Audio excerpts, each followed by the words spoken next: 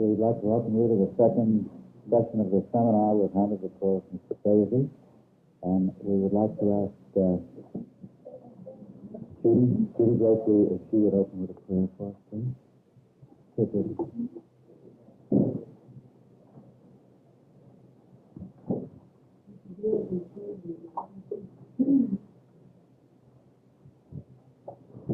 Glory be unto thee, O thou God of the world and designer of nations, O thou who hast become manifest in the greatest name, whereby the pearls of wisdom and utterance have appeared from the shells of the great sea of thy knowledge. And the heavens of religions are adorned with the light of the appearance of the sun of thy countenance. I beg of thee, by that word, by reason of which thy truth was made perfect among thy creatures, and thine argument among thy servants, to strengthen thy people, in that whereby the face of the cross will radiate in thy dominion, and the standards of thy power and the banners of thy guidance will be planted in thy land fast under the hem of the mantle of thy beneficence. Ordain for them that which may draw them nearer unto thee, and withhold them from all else save thee. I beg of thee, O thou King of existence, and protector of the seen and unseen, to make whosoever arises to serve thy cause as a seed moving by thy desire, ablaze with the fire of thy fabric, shining from the horizon of the heaven of thy will. Verily thou art the mighty one, whom neither the power of all the world nor the strength of nations can weaken. There is no God but thee, the one, the single, the protector, the self-sufficient.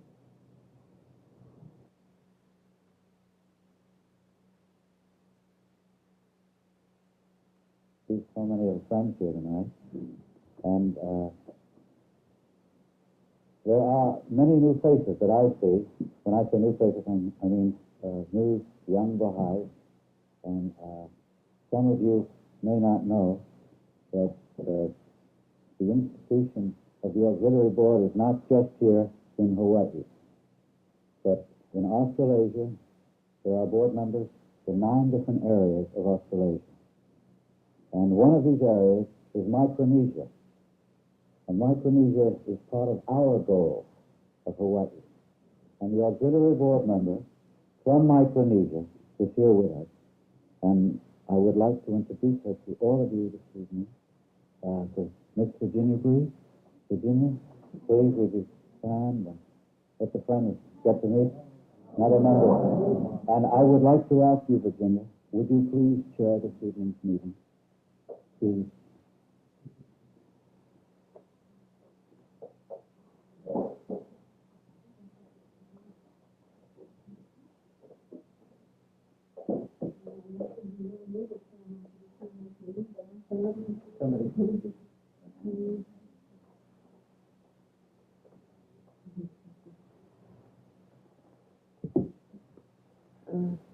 I expect most of you were here last night, and you know that we have the great privilege of listening again to our beloved hand of the cause, Mr. Faizi.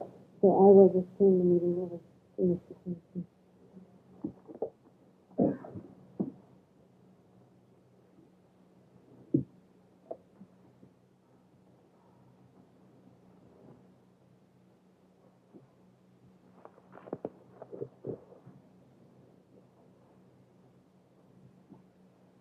Besides the fact that Miss Virginia is an auxiliary board member, she has been pioneering in those islands for more than 14 years. And she has stood all the difficulties. And we hope that she will be able to establish the faith of God in those regions. Now, once one of the American ladies went to Abu Said the greatest scholar of the course, and said, Abul Faz, what do you think of us Americans? You repeat and repeat and repeat the subject matter. He said, how many times did I repeat last night? He said, 6 times you repeated one thing. What do you think of us really? He said, well, what is it that I repeated? She said, I don't remember. But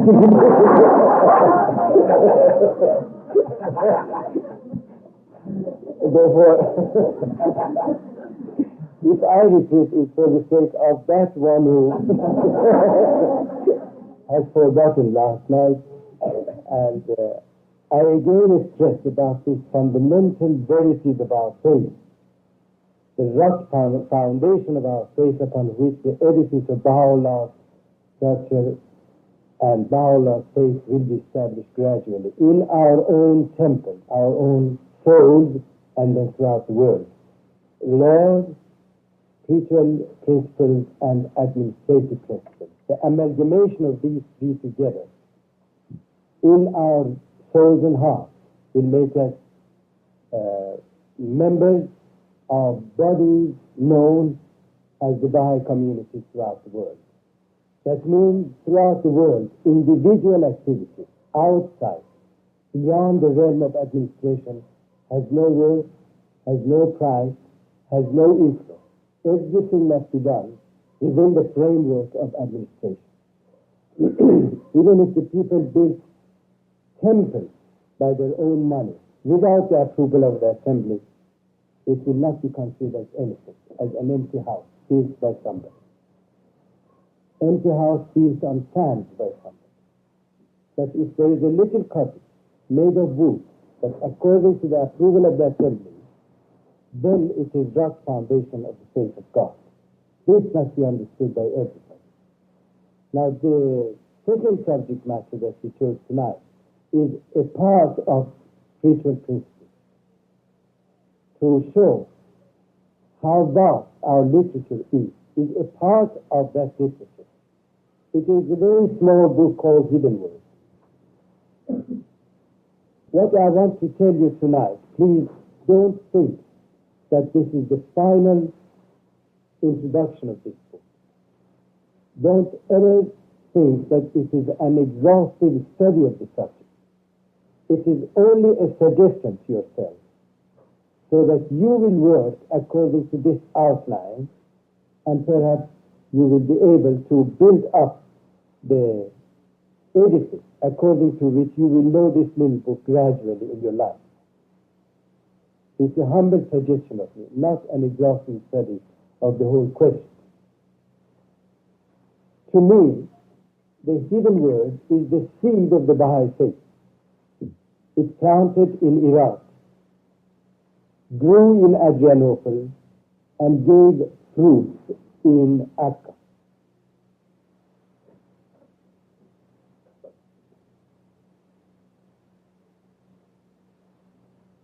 It is also the essence of all the writings.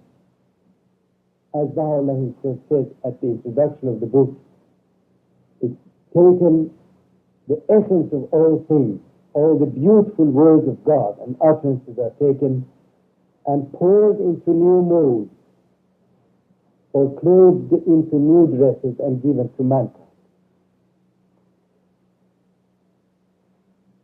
This is the mystery of man shown in this little book.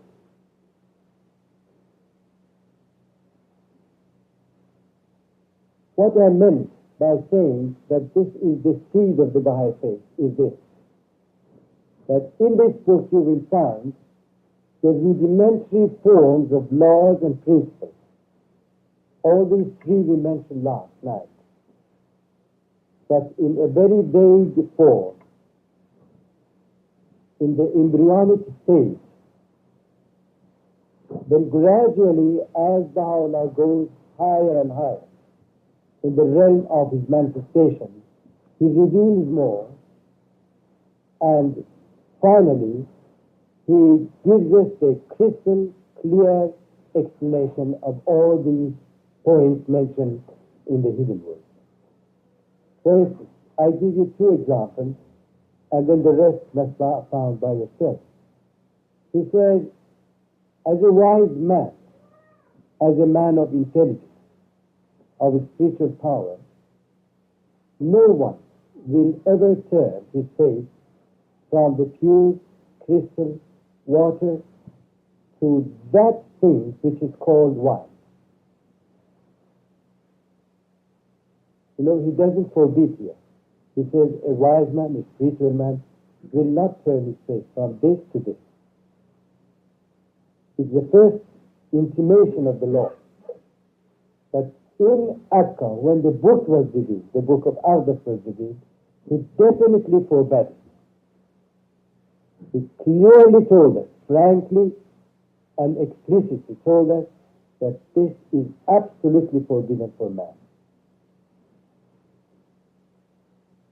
You see, the vague reference in the book of the hidden word, but the clear definition of it in the book of Ardas. That's why I mean the seed of the Baha'i faith is the hidden word. Whatever exists in the Baha'i faith exists in the hidden word, that's in embryonic state. Then in another stage says, do you remember that morn when I made a covenant with you? What covenant? No one knows. No one knew. I say no one knew, no. Many people, even in those days, knew that Abdul Baha would be the center of the covenant. But generally speaking, the whole world did not know. He said a covenant. The covenant was not clear. But in Akka, he made it clear by writing in the book of Ardas, when he passes away, everything must be referred to the most great God. These two examples illustrate how everything in the faith of Baha'u'llah exists in the hidden word, in the embryonic form, and after passing through the stages in Adrianople and Akka, gradually all these points became clear, explicitly told to the people, and very clearly explained to every individual. This is one way to study the hidden word and to see the growth of the cause of God. This is the method applied by all the prophets of God, not only Baha'u'llah. All the prophets of God followed this system of gradual movement, steady education of mankind. They never came in with an abrupt order. They made the people ready so that the time comes they understand what is the clear commandment of God. I give you an example from Islamic religion, you will understand. And this is a great lesson for us when we teach people. When you teach, please don't give everything at the beginning. Point by point. Make it clear. Make the listener understand. Absorb. Let the point sink in his heart. Gradually.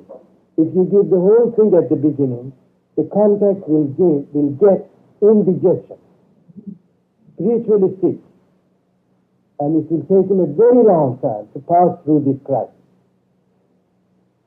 When the Prophet Muhammad appeared in Arabia, the Arabs were accustomed to drink a certain wine which they made from dates. It's the most intoxicating. I know it because I was 16 years in Arabia. What is the effect of this wine? Well, all his followers were accustomed to it. He didn't tell them first it's forbidden. He said, it is not good for those who are drunk to stand for prayer. You see, first commandment was this. And please remember this, if the Christians will criticize the Quran and say there are controversies in the Quran, this is one. And the wisdom is what I'm explaining to you. He first says, don't ever approach prayer. It's not good if you are drunk to stand for prayer. And they all agree upon this.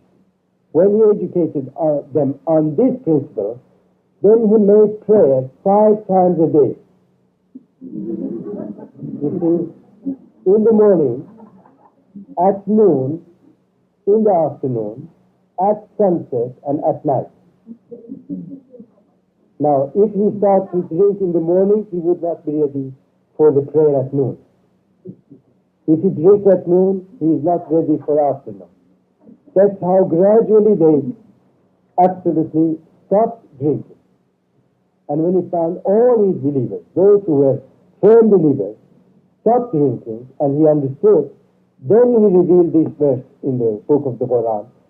It is something done by Satan, by devil, and it should not be done by the believers in God. It's absolutely forbidden. It's the gradual education of mankind. The same principle has been applied by the Bab, by Baha'u'llah, by all the prophets of God.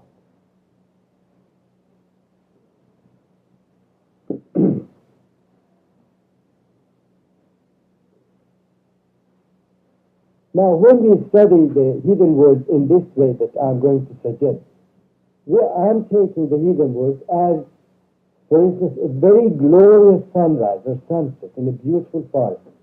Whoever looks at it will describe it in a way that he likes or she likes, or will paint it in any way he likes or she likes. Therefore, it is upon your own taste to adopt this method or not.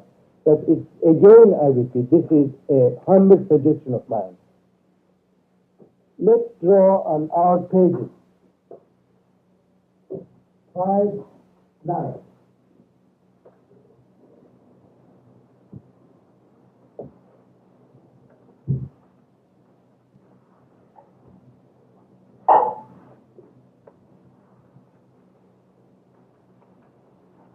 Let's divide one page. Of course, the page which you have afterwards will be a big page because it must contain all the writings of the hidden words.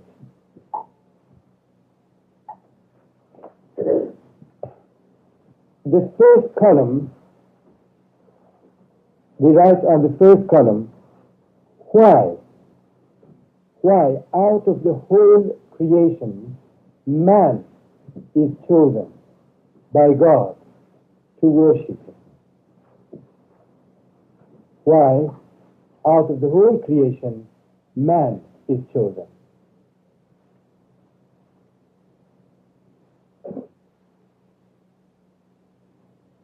Second, this book, The Hidden Words, to me, when finally I studied it, seemed to be a contrast between God and man. A very loving contrast.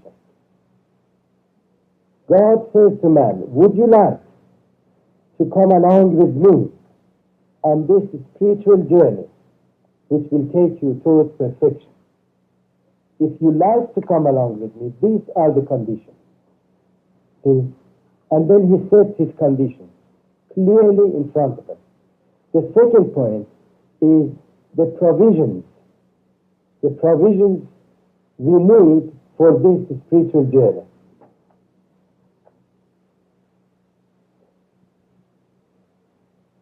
I repeat, the first column will be, out of the whole creation, why should man be chosen for this spiritual trip? Now that he is chosen by God, what are the provisions that he must have for this trip, for this journey? The people go for a picnic on Sunday, they take along with them much provision for even one day. Therefore, for such a very pleasant journey, which takes us towards spiritual perfection, we must have something beforehand. Otherwise, we can't start. Then when we start to go on this road, we will find it the most perfect way ever built. It has red light, it has green light, it has all sorts of signs to guide you through. Red lights will tell you never enter in these lanes or stop in these places. And green, go on. Speed on and go. It's all right. Therefore, we will have the third column as red light and the fourth as green light. But it really depends upon your own taste. If you write the green light, Usually the ladies are interested in the red light. The things which we must not do.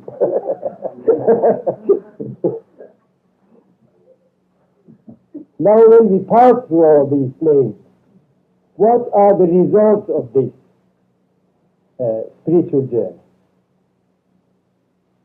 The result, the fifth column will be the result.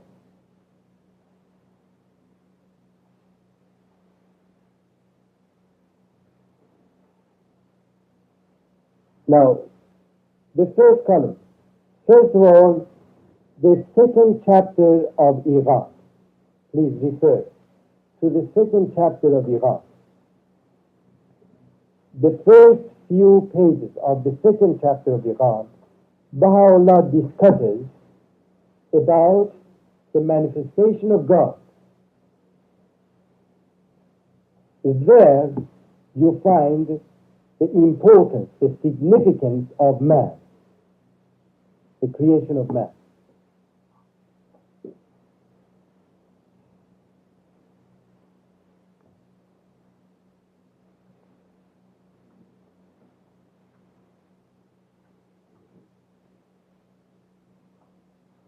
Please, all of you, relax in your chair, because we'll find things absolutely opposite to what's prevailing today in the whole world. Absolutely against the doctrines taught in the universities and colleges. Absolutely against the methods of education in the universities and colleges. And against the lives pursued by people today. Wherever we go, our children are dealt with by their professors, by their educators, by their teachers, by their doctors, as nothing but a bundle of nerves and a collection of passions and lusts and desires. That every one of these things must find an outlet immediately without any restriction.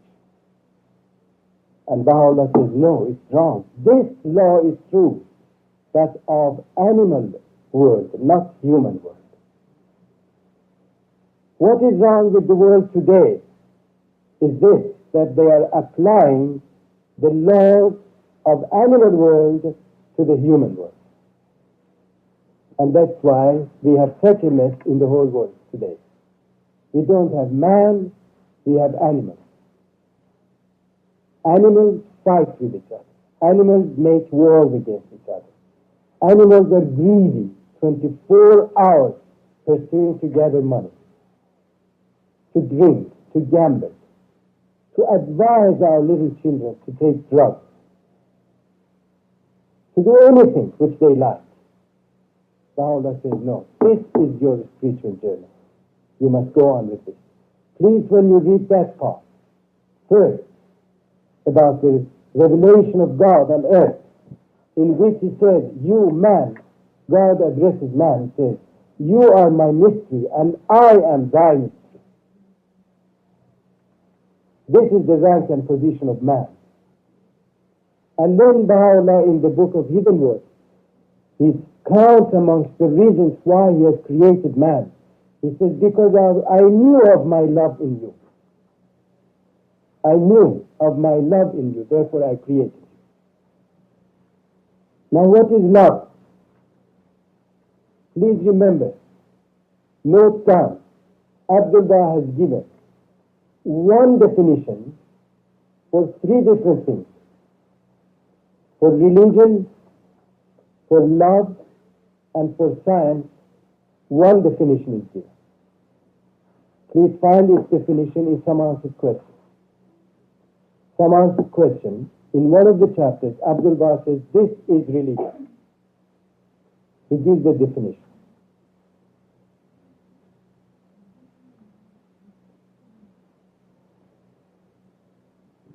Abdullah says, love is the mystery of divine revelation. Mystery of divine revelation.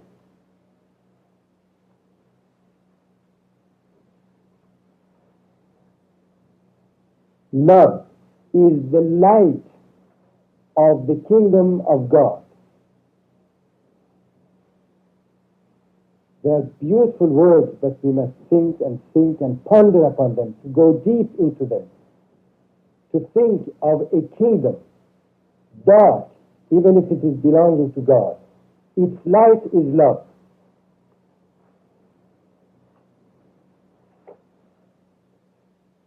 Love is the breath, he said, the breath of the Holy Spirit,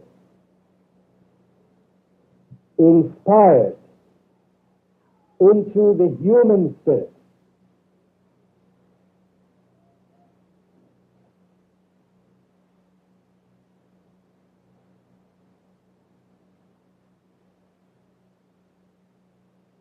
Love is the cause of the manifestation of truth in the phenomenal world.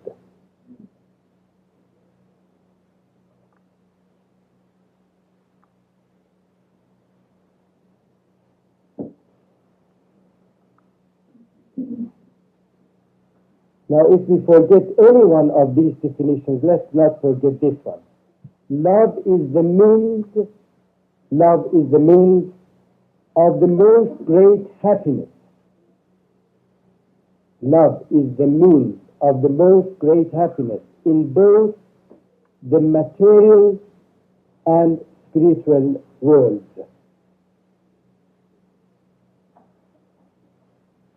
This is what God discovered in man, therefore he created it.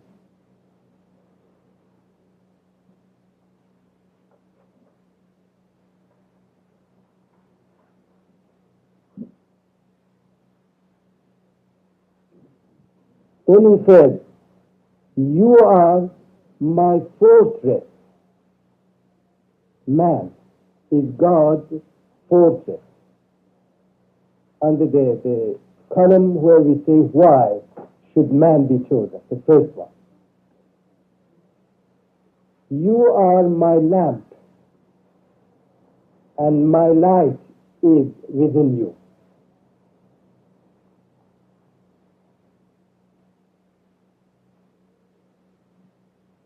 I made you by the hands of power.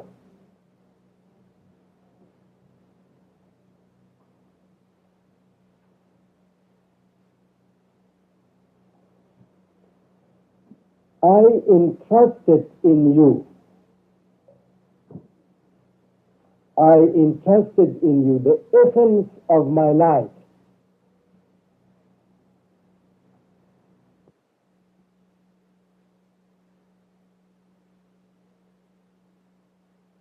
All these things in the Arabic word, in the hidden word, besides many other things, addressed to man, you will complete your own list. It's just a suggestion. Now we come to the second column, where we need some provision to go on with this spiritual journey.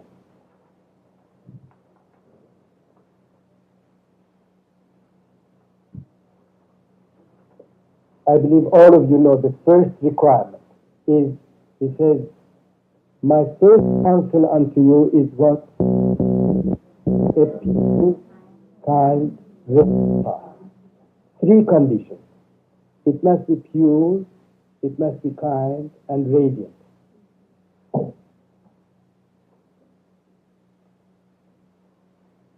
Kind, it means to love others.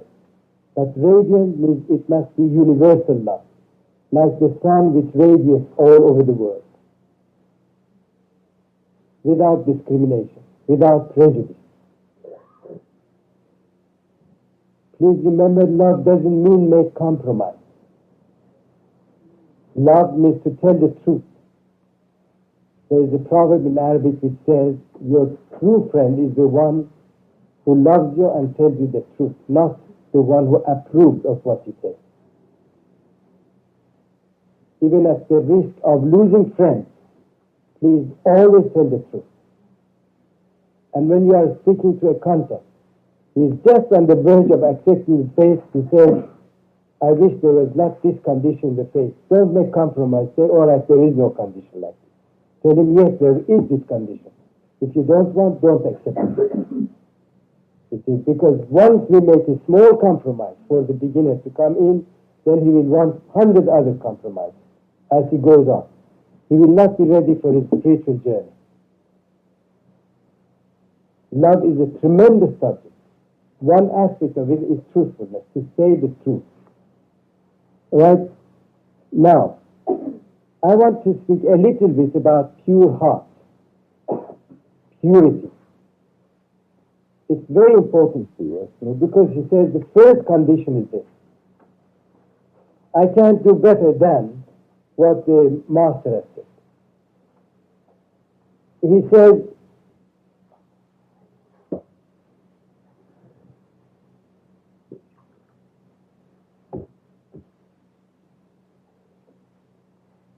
suppose a huge container of milk.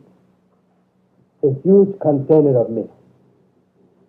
He says milk itself is a nourishment for the children and for the grown-ups. You drink it and it's good for you. Out of milk you make many things. You make butter, you make cheese, you make cream, then at least about 10 to 12 other things are made out of milk.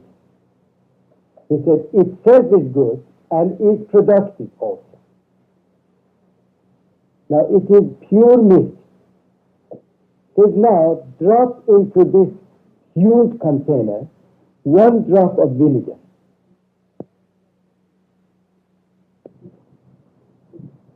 It will immediately change its nature. You cannot drink it, it's no more a good nourishment, and nothing will be produced from it. Now, he gave this example, afterwards he said, in whatever you do for the sake of God and your faith, do it purely for the sake of faith. Let yourself aside. Never put yourself, your ego into your service. The moment you put it, it's that drop of vinegar which spoils the service and nothing will be produced from it. Nothing will be ever produced from it. That's why he says the first condition is this.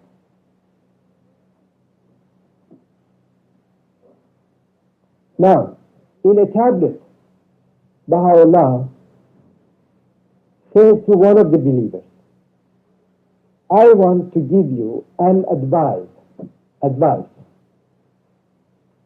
And he says, what I am going to give you is the most great advice. If I could find anything better than this, I would give you that. But throughout the sayings of God,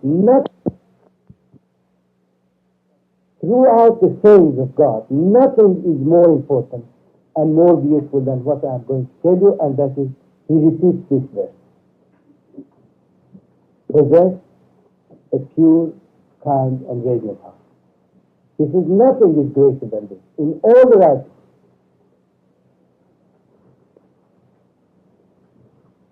Our greatest enemy on this spiritual journey is our own ego. Please remember, whatever we explain, we come back to this. The ego which exists in us is always coming up and spoiling our services, our words, whatever we do. It is through the perpetual, continued attraction towards the Word of God and prayer that we can control this ego. And we push it away so that our services will be as pure as milk.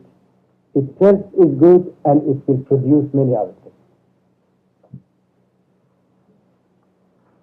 Now, as the traveler is ready to go on, Baha'u'llah tells him very frankly and very honestly, would you like to bring me any gift as we go on? The most beloved of all things to me is just.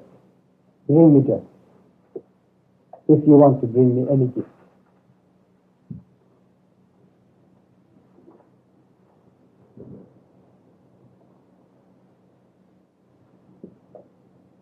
Then he says you are searching for paradise. Paradise is nothing except your being always near me. And hell is nothing except the time when you are going away from me gradually.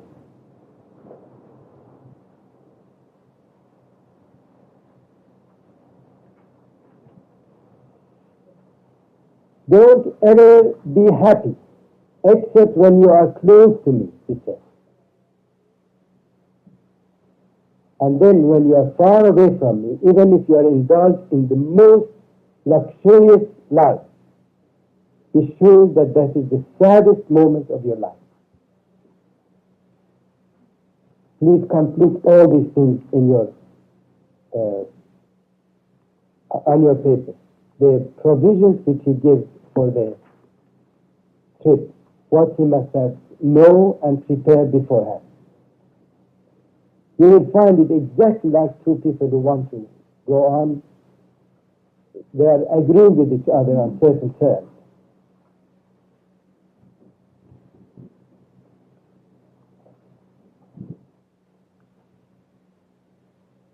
Now the red light. He says, first of all, he says, deny your ego, your own self. Don't go into that. Don't prompt ego.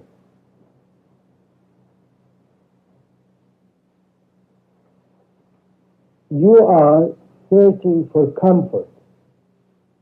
But he says, comfort is not destined for you.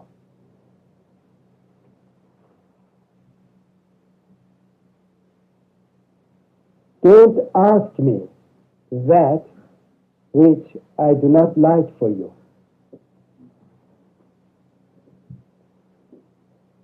In one of his tablets, Baha'u'llah says, a father is holding a glass of a certain poisonous medicine that seems to the child as clear crystal water. He says the child comes and begs the father to give him some.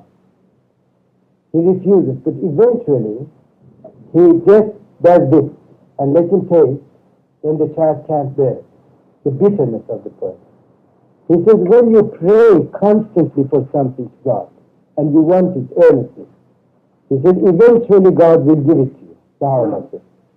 But it will be followed by tests which you cannot bear. Don't insist on God to give you something.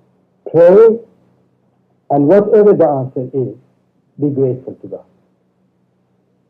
Many of us think that whenever we pray, the answer should be yes. We don't know that whatever answer is given by God is a bounty. Even when he says no, it's the best thing for us not to have.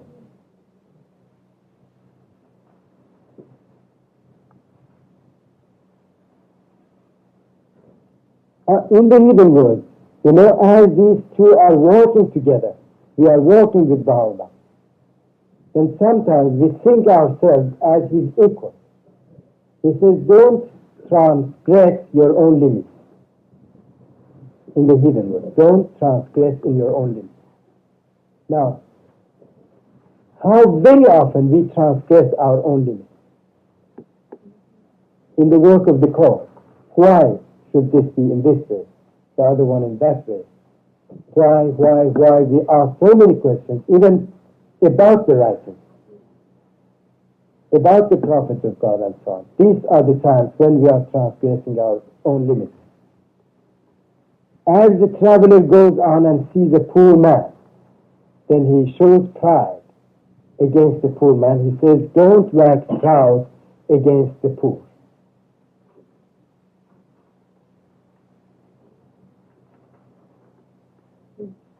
Now he comes to the worst of all things. He opens his mouth and backbites about somebody. He says, how is it that you have forgotten the defections of your own sex? Immediately, Baha'u'llah tells him, you're always walking with him. Don't even breathe to the sins of others as long as you are a sinner yourself. This is what he tells us. Every moment of our life he tells us. This is the worst thing ever written or ever explained in all the writings of all the religions of God. Backbiting. In the Quran, it is so hideous. He says when you backbite, it is exactly like you are eating the flesh of the dead body of your own brother.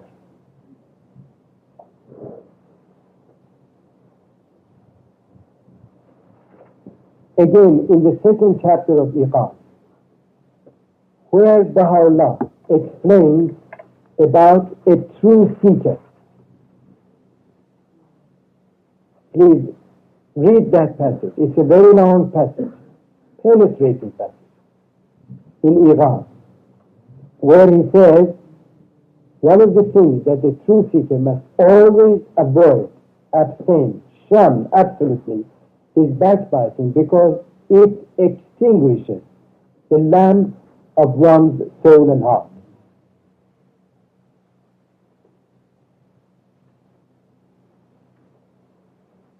Once Abdul Baha had been very, very sad.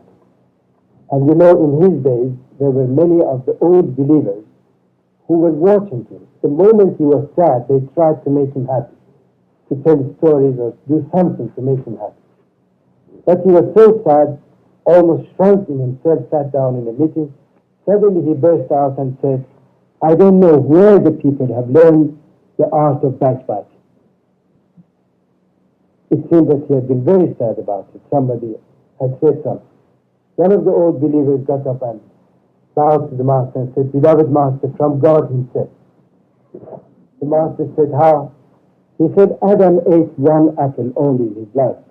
God mentioned it in the Old Testament, in the New Testament, in the Quran, in all the tablets.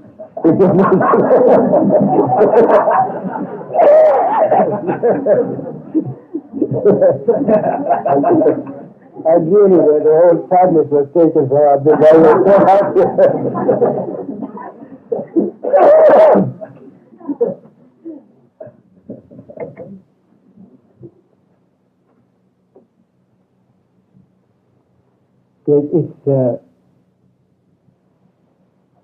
now, in connection with this, I must tell you another one from the Quran, which is very important from the point of view of the psychology of man, and to remedy our own souls and our own hearts against certain spiritual diseases.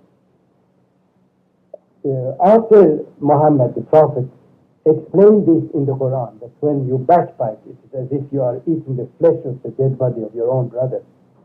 He says, backbiting has two sides, the one who backbites and the one who listens. Both of them are sinners.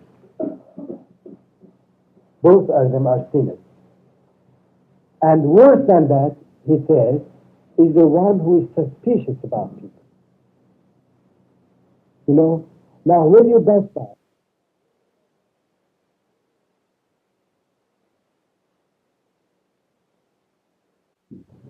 when it is not the slightest movement of the other side strengthens the suspicion in man's heart.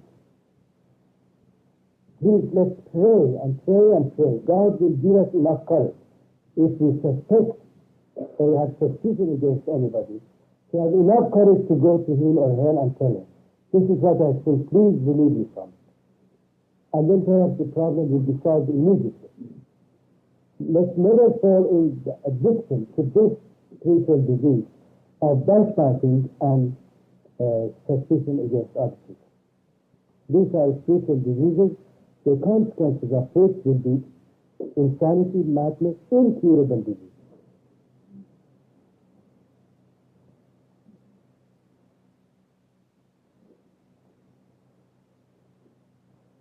And then he also says, never accuse any person of the things which you do not like to be accused of.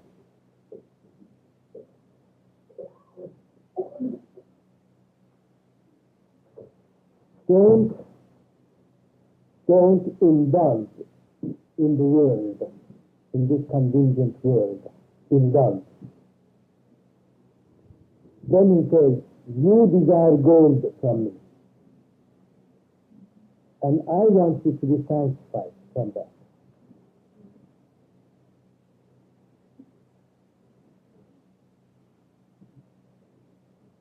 And many other examples of these don't exist in the hidden world. Then we turn to the green light. He says, turn your face always to my face.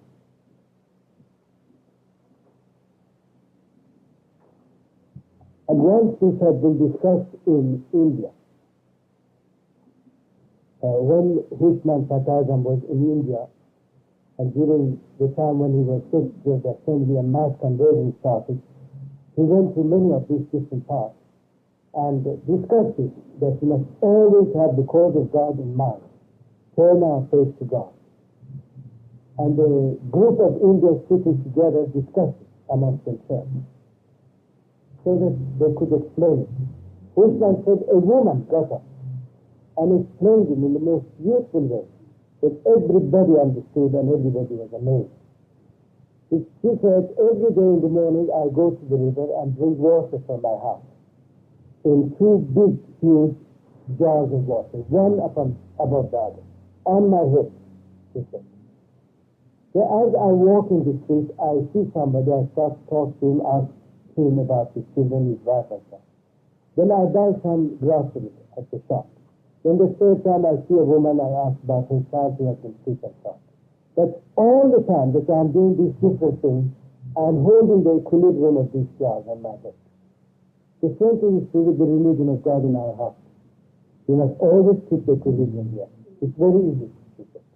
Beautiful explanation of this. But in every case, we turn our face to God, then we'll be on the safe side. Then he says, every night, see to your own account. Every night.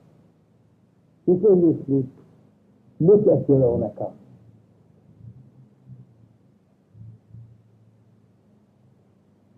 In the life story of our beloved garden, we read that even when he was a child and playing with children, if he had hurt a child during the day, he would never go to sleep unless he would go to the house of that child and make him happy.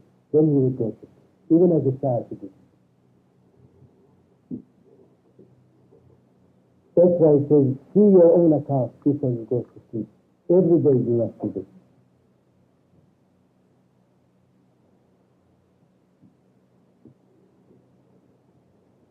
Obey my laws, he says, because or for the sake of my love. Not that you're afraid of or you hope for something.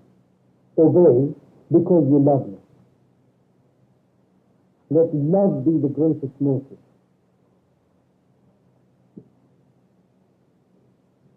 Aggrandize my cause. It don't belittle my cause here. Always do something which will introduce the cause as a great thing, as a majestic gift of God on this earth. Be a helper to my cause. Mention me on my earth. And then he says something extremely important. He says, rejoice with the joy of your own heart. What does it mean? It means the joy of our souls, of our lives, of our hearts can never be found anywhere in the world except within ourselves. It is a well within that we must dig through till it starts to flow out. Then we'll always feel happy. It is the miserable condition of the people of the world that they seek their happiness in material means. They think if they have more material luxury, material means of material comfort, of material pleasures of life, they feel happier. And they go deeper and deeper and deeper into it, and they will never feel any happier. Baha'u'llah says, it's within yourself, you must bring it out. Abdul Baha describes the life of one of the prisoners at the time of Baha'u'llah. who was imprisoned in the city of Akka with Baha'u'llah. He said every day he used to make with a tin samovar a cup of tea for himself. He said when he used to sit to have tea, he said the air is so beautiful today. Never had it been so beautiful as today. It is fresh, it is full of fragrance. The green of the trees in the desert had never been as green, as beautiful as today. And the trees never had this color. Every day, whatever he had, he described it as the best of all his life. And he said that cup of tea was drunk by him as the most precious gift of God to him. As if nothing existed in the world. Everybody was happy to stay enjoying this little cup of tea that he had. And now the people, I was in an antique shop. I saw something very ridiculous there in the name of the cups from the time of Louis XIV. And I asked the man, really, is there any fool in the world to come and buy these things from you? Because the price was written $20,000. He said, you can't imagine, up till now I have had $30,000 for this cup by hiring them to the people. Somebody comes and hires it for one afternoon to show to his friends that he served them tea in the cups of the time of Louis XIV, and he pays for it $1,000 for 1 hour giving tea to some people. Just think of it, the poverty of man's mentality, the misery of man's heart. His neighbor might have been dying of hunger, and the child might have been dying of starvation, but never. He says, 30,000 I have already obtained for this. Because many people, he goes and explains it to another one, the other one comes and gets it. This is how the world is going on this way. And Baha'u'llah wants to bring it back. And we are the first ones to come back on this path. At the time when the committee of investigation came to Akka and made life so miserable for Abdul Baha, everybody was ordered by Abdul Baha to go away. He remained all alone with the greatest holy deed and a cousin who was very old. One of the very veteran believers who was the first pioneer to Africa was remaining with Abdul Baha. One day he told him, beloved master, please be careful about yourself. They say this committee of investigation is very cruel. They want to do harm to Abdul Baha and they want to confiscate property. Abdul Baha looked at him and said, why do you worry? You have one cup and one little rug. Nothing else. Why do you worry? And he smiled and said, well, I'm very glad to have such a wonderful master who knows what his servants have. Who has the account of all his servants. And the whole problem was solved, And the committee of investigation didn't do anything. And Abdul Baha's heart was as calm as ever.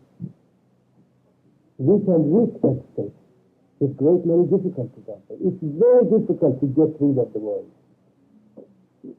I don't say that it's an easy job. It's difficult, but it's most pleasant. Now these are some of the green lights we gave, and the rest will be provided by us. Now what is the result of all these things?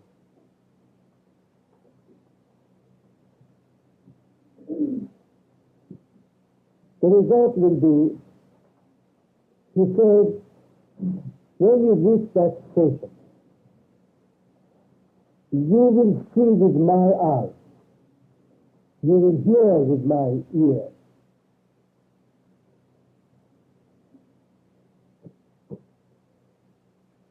you will pray and you will answer your own prayer.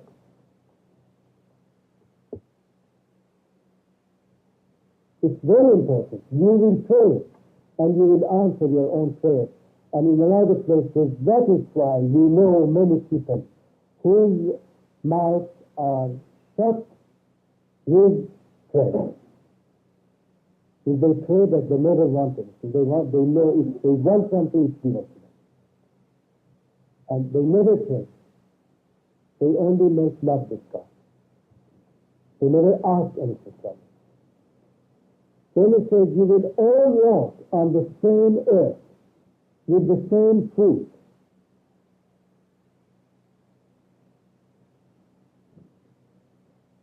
and from every deed, act, and word of yours, the signs of unity of God will be manifested.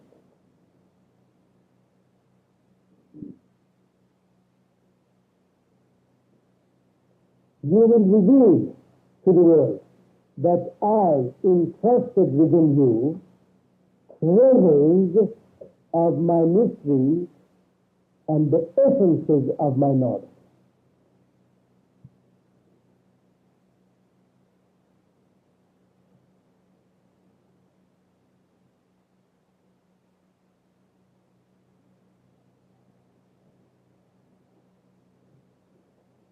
Then please read the very last hidden word, the very last. Now he says, now ponder, what do you want to do now?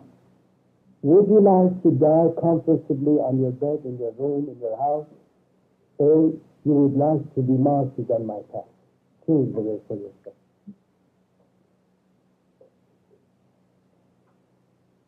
Now I know you are all very tired, therefore we'll have about 10 minutes. Is it all right, 10 minutes? To breathe a little bit. Then I have to have some fresh air and we'll have some more explanations of this. Then we'll have some questions.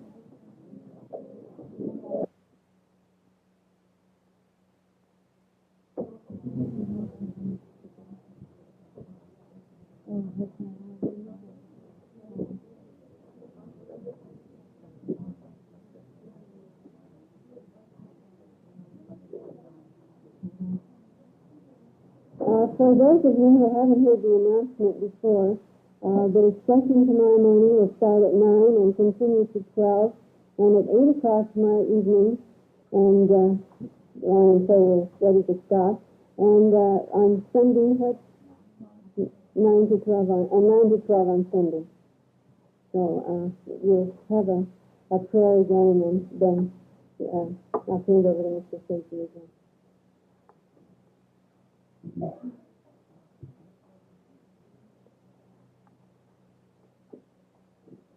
May our prayers, salutations, and greetings rest upon the stars of the heaven of our Lord, the hands of thy cause.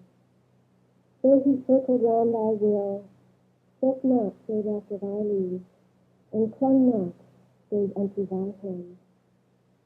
We are servants whose mention and praise are recorded in thy holy writ, thy book and tablets, wherein are extolled their services, victories, and high resolve. Through them the standards of thy oneness were raised in thy cities and realms, and the banners of thy sanctity were uplifted in thy kingdom. They utter not a word on any subject ere thou hast spoken, for their ears are attuned to hear thy command, and their eyes are expectant to witness the effulgence of thy countenance. We are servants who have been well favored, have attained thy good pleasure, and have arisen in thy cause. The people of the world, the denizens of the kingdom, and the dwellers of paradise and the realm on high, and beyond them the tongue of grandeur, send salutations upon them. Praise be to thee, O my God, that thou hast aided me to make mention of them, and to praise them in their stations, in thy cause and in thy deed. No God is there save thee, the reckoner, the all-knowing, the all-wise.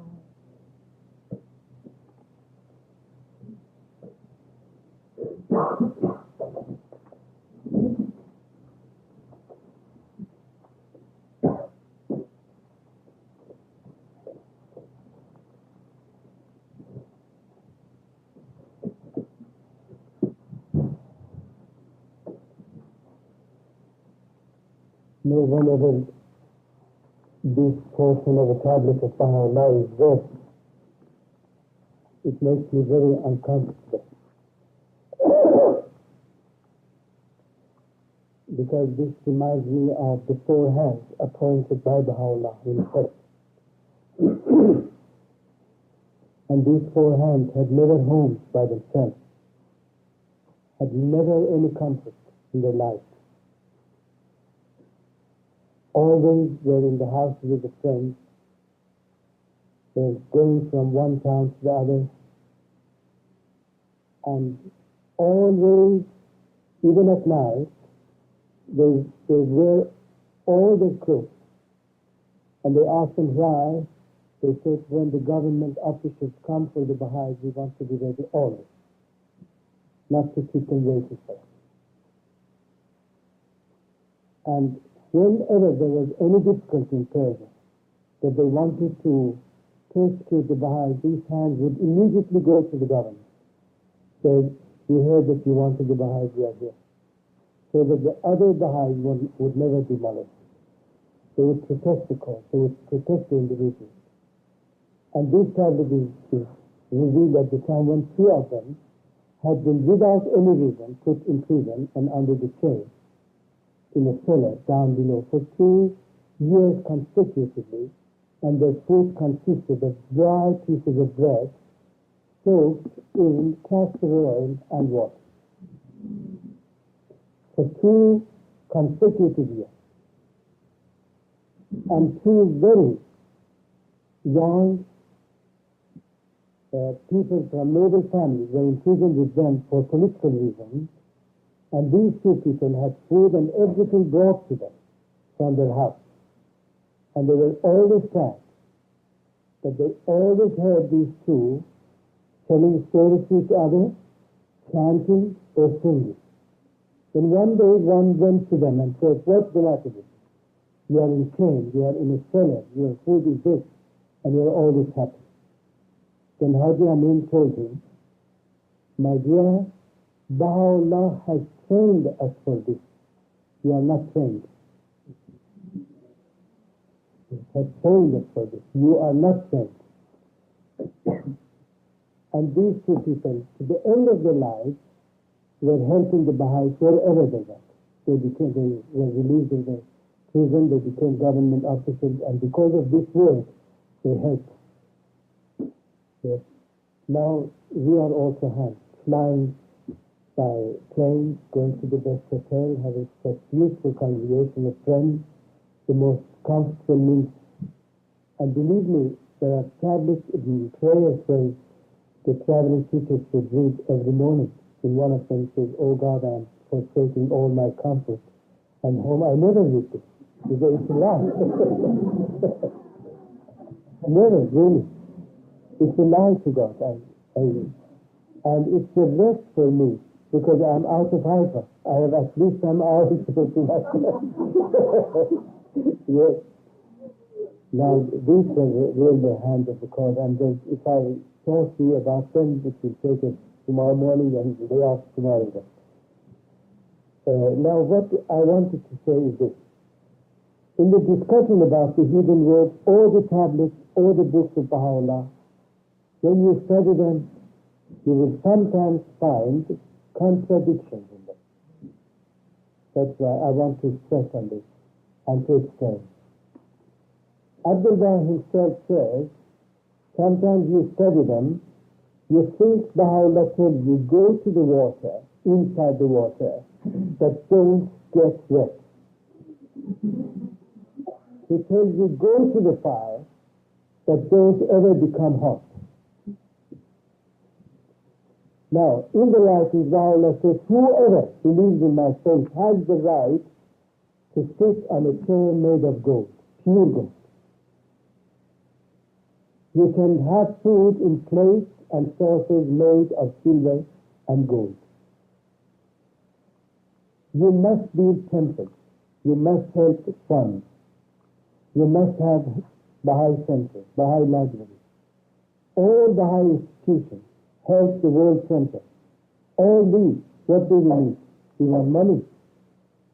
And then Baha'u'llah in the hidden world says, you are involved in the world, you want money, I don't want it to have it. These 2 seem contradictory to each other. Abdullah himself says. He says what he means is this. The same word that you address the kings of the world, He addressed the kings of the world. Baha'u'llah said, I have not come to possess your countries. I want hearts of the people. Abdullah said, Baha'u'llah wants your heart, not your money. Give him your heart.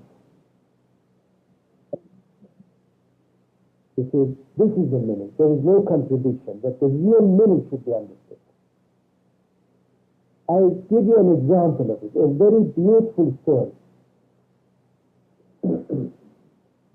You know, there are still some mendicants in the East, the people who believe they are darwish. Darwish means detached from world. And they must be poorly clothed and low house, things like that. A very young mendicant, young darwish, heard about a very famous one who was called the king of all darwish. He said, I must see this man. I must make a pilgrimage to his place. Then he started on foot. He had only one suit of clothes and had something like this bigger hanging on his hand to have his food and other things there. They call it kashkul. It's very forbidden, you know. 4 months took him to reach the city where that man was living. When you asked about him, they said he's outside of the town, near the mountain. He went outside of the town, and near the mountain, he found a kingly pavilion over there. Tents of kings, and the timbers supporting the tents were headed by gold signs, and all the nails in the ground to hold the tents were made of gold. Inside, very huge space, cushions, the most beautiful cushions, and a very stately man sitting at the top. Servants with beautiful clothes coming and going, bringing drink and food and gifts for the people. And he said, who is this man? He said, he is the king of all dervish. Then this young dervish, having crossed the deserts and mountains and towns, for the sake of visiting this one, regretted very much. He said, why did I come all this way to see? I came to see a real darwish, a real mendicant, a real detached person. Now he's living like a king here. As he was pondering and meditating upon this, suddenly the man rose from his seat and came and greeted him and said, shall we go for a walk? He said, yes. They walked off. They reached a certain small river. The king said, shall we take ablution and stand for prayer? He said, yes. They started to take ablution, and this man hanged his bones on a branch of a tree, took ablution, stood for prayers with the king, and he was very happy. After that, the king said, shall we start to go on pilgrimage to a holy shrine? It is a beautiful night, moonlight, and the weather is pleasant. We'll go. Said, all right. They started to go. After half an hour, the second dervish said, I must go back. Said, what for? Said, I have forgotten my bowl on the branch of the tree. Said, it's all right, let's go this way. And you don't need that. Said, no, I need it. That's the only thing I have, and I must have it. He said, I tell you, you need it, let's go. And when he insisted, then he looked at him and said, now who is the real dervish? I quitted everything, those cushions, those tents. You saw those nails, it is true, but I put those nails in the earth, not in my soul. And he continued his way to the pilgrimage. This man went to drink only thing he had. You see, Abdullah says, Baha'u'llah means this. The time comes when the cause needs your rest. Have the courage to detach yourself from it and give it. Generously, liberally, so that the cause will not stand in need of any fund. It means that your heart should not be attached to the worldly things. The joy of your heart should not be with worldly things. It must be within itself, and your soul and heart must be detached from all. But unfortunately, man is like a son. His father had given him everything, his farm, his villages, his car, his bank accounts, everything. But he says, child, only live with this. I need this. He says, no, give me that. I want to put my cigarette ashes. From the whole world, he says in the heathen world, I have given you. The whole world, give me your heart of this much. He said, no, we won't. We don't give it to him. And of course, when we don't give it to him, it will be given to others. And it will go waste. Then it will be the ashtray of the world. Then it will have no life. It will have no joy. Then they will come and say, why our family are broken, our houses are broken, our community are shattered into pieces. The whole world is full of living. Out of the whole world, a few are Baha'is who have accepted it. And of these few really accept Baha'u'llah and do things according to his desire. How can you expect the world to be ever happy? This is one point I wanted to explain before we go. And the second point is an experience which I heard about when I was in Arabia. It always sits in my mind. I always remember it. I always meditate upon it. It's especially good for the young people to remember this story. You know, the petroleum company has a very huge lake near it into which they pour the tar produced from petrol. During the summertime, this tar is loose like water. But during wintertime, it's just a bit stuck. And some people can walk a little bit on the edges of this tar, not very much into it. Now, around this huge lake, there are some villages, Arab villages. One day in the afternoon, two Arab boys wanted to go to their own village. They had to go around the circumference of this lake. One of them wanted to be smart. He said, I would walk along this path and I would reach earlier. The other one said, don't trust it. It's sticky and you'll never get rid of it. He started to go. The first step said, you see, it's very hard. Come on. He encouraged him, but after going a little distance, suddenly he felt that his left foot was a little bit going in, imperceptibly. He tried to pull out that one, push the right leg, went a little bit more down. And gradually was sinking and sinking and sinking, could never get out of this. The other boy ran to the village. It became about midnight when he reached. He called his people. Till about morning when they reached, the boy was up to here in the car. They threw a chain and they brought eventually from the company helicopter, and they wanted to pull the chain so that the child shouted and shouted as if all the members of his body were separated from each other. They could not bring him out. And they left him and sank alive in the car. Ever since then, I always think of sin, of man's disobedience to God, exactly like this. The first step is very, very small. We cannot be fair. It's so small, so insignificant that we cannot see. If at that moment we are careful, we are aware of God, we respond the call of God within ourselves, we may be out of it. But when we are stubborn, then no, nothing happens. Then we go deeper and deeper, nothing will bring us out. Then there is no use if you chant 1,000 times a tablet of Ahmad.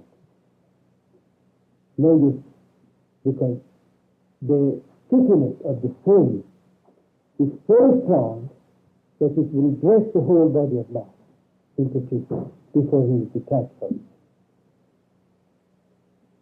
Therefore, better always keep away from the places where there are smells of temptation. And Abdul Baha says, the fear of God is the greatest help at that moment. Will protect us. If you ever befriend a little bad habit in the children, start breaking it well.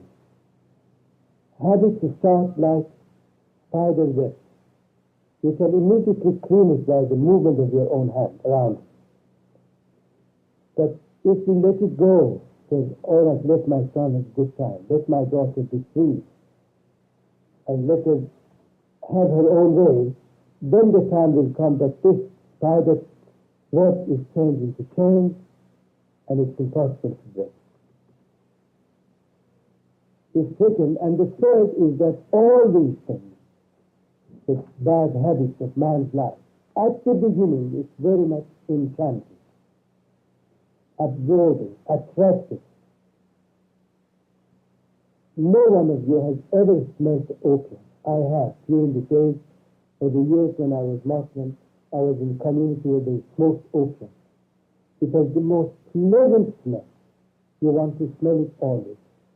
But once you smelled it today at 3 o'clock in the afternoon, tomorrow you will yearn for it. You will want it. And gradually one gets accustomed to it, that you start smoking more and more and more till it becomes just the whole opium. Why at the beginning it's so pleasant and it gives so much intoxication that the young man says, well, it's about a month that I'm drinking, nothing happens. It's about a month that I'm taking all these drugs given to me in the university. Nothing can have the most beautiful vision. It's true, the first month, second month, nothing happens to us. But it's only afterwards when we go to doctors and say the heart doesn't work well, the lungs are out of order, food is not digested, and so on and so forth. The results come very late in life. Abdul Baha says, test it. You know, this word of Abdul Baha will change the art of the world. Test it. Never come in ugly faces. Never come. If it comes, you are afraid you will go away. Always in the most beautiful, the most attractive way they come. Now you know when they want to make operas and show devils, they show them with holes and other things. But in future they make the most beautiful. Otherwise, if it is like that, everybody is afraid of it. Or the bad fairy is always bad face and the ugly face in it. No. Bad fairy is the one who has the most beautiful face. It's attractive. The child and grown-up are attracted to it. He says the test comes in the most useful manner, the most attractive way. That's why the covenant breakers come so, what shall I say, so hideously towards people and suggest only one word or two words. And it's for the foundation of the faith. That's why Abdul Baha says the breath of the covenant breaker is dangerous. One of the pilgrims asked the beloved guardian, can I meet my uncle? Is he a covenant breaker? The guardian said, no, he is not a covenant breaker, but the breath of the covenant breaker has affected him. And he never met him. It's very important for us to know this. Very important.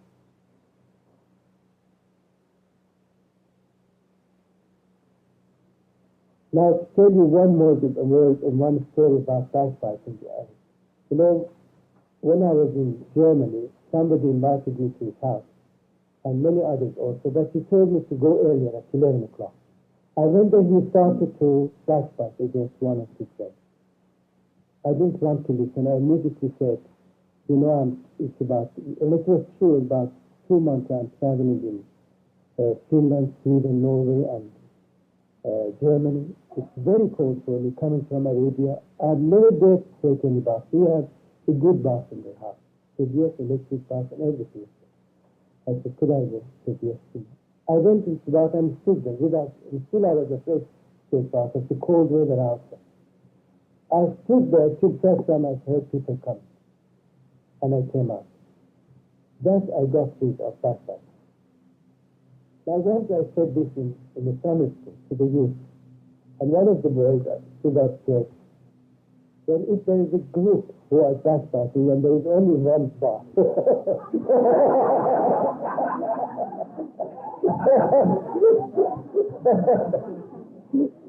Well, I especially mentioned this is you can find other excuses.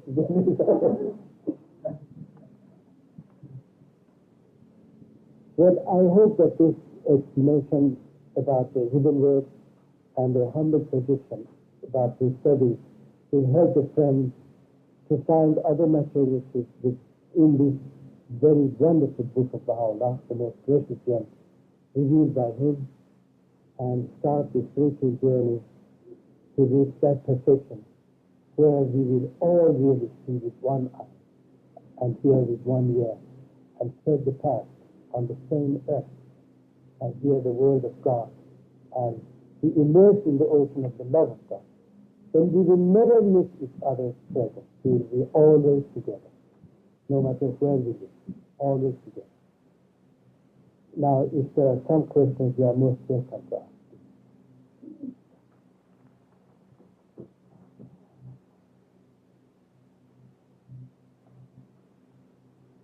About this or any other question which will help us. Yes, please. There's been a question about the guardian's appointment, and some of this is covered in letters from the Universal House of Justice to the Netherlands and all, but perhaps this is your own.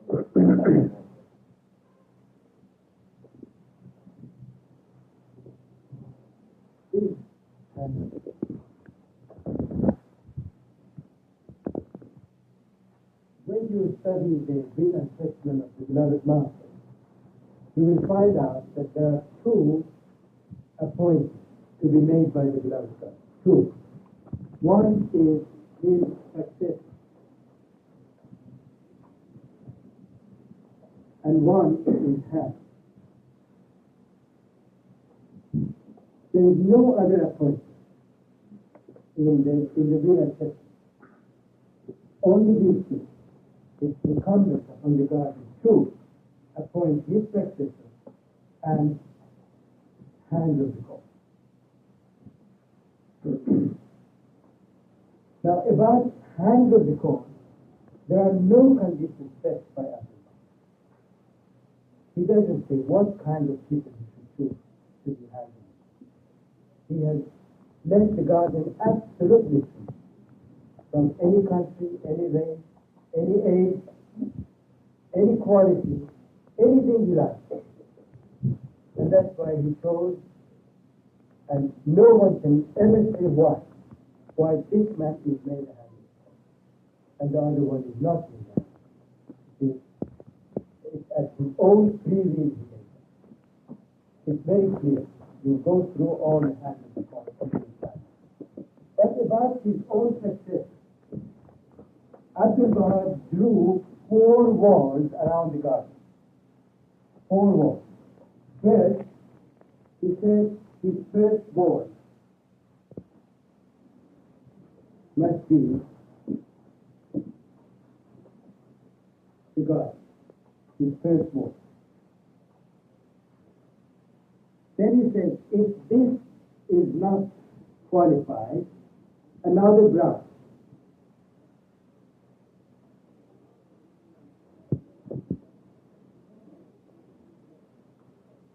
If this is not qualified, then another branch appointed by the God. This another branch should be in the lineage of the God of Soviet.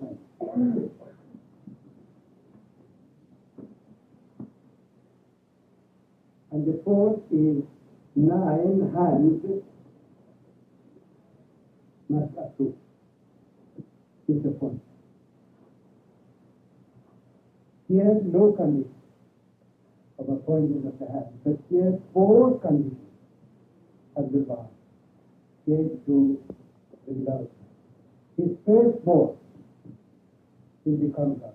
If he is not qualified, Abdul Bahar said, another branch will be chosen by the guardian. But this another branch must be within the lineage of Soviet times, descendants of Soviet times, in the village. You look it up, please. This another branch must be within the lineage of Soviet times. And when he appointed him, 9 hands must say yes, he approved. Or the majority of the 9. Now, the guardian did not have first son, nor second son, nothing else. What did he do? What did the guardian do? What could he do? Could he break the laws of Abdul Bahar?